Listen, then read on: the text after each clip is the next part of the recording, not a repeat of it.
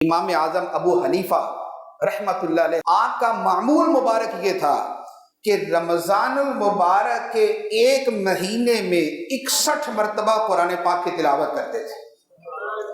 ایک قرآن کی تلاوت دن میں، ایک قرآن کی تلاوت رات میں، اور ایک قرآن پاک کی تلاوت تراویح کی نماز میں کیا کرتے تھے۔ 61 قرآن پاک۔ اور جس جگہ آپ کو قید کیا گیا، آپ کو جیل میں قید کر کے زہر دیا گیا تھا جس سے آپ شہید ہوئے تھے، جس جیل کی کوٹڑی میں آپ کو قید کیا گیا، علماء فرماتے ہیں کہ اس کوٹڑی کے اندر بھی آپ نے پتہ نہیں کتنے ہزار مرتبہ قرآن کی تلاوت کی تھی۔ تو قرآن ہی پڑھتے رہتے تھے، قرآن ہی پڑھتے رہتے تھے، قرآن پاک ہی پڑھتے رہتے تھے۔ یہ ہے ولیوں کا طریقہ، یہ ہے صوفیوں کا طریقہ، یہ ہے اللہ کے پیاروں کا طریقہ، یہ ہے ان کا طریقہ کہ جن کے طریقے پہ چلنے کا رب نے ہمیں فرمایا وَاتَّبِعْ سَبِيلَ مَنْ أَنَابَ إِلَيَّ، ان لوگوں کے طریقے پر چل جو میری طرف رجوع کرنے والے ہیں، جو میری بارگاہ میں آنے والے ہیں۔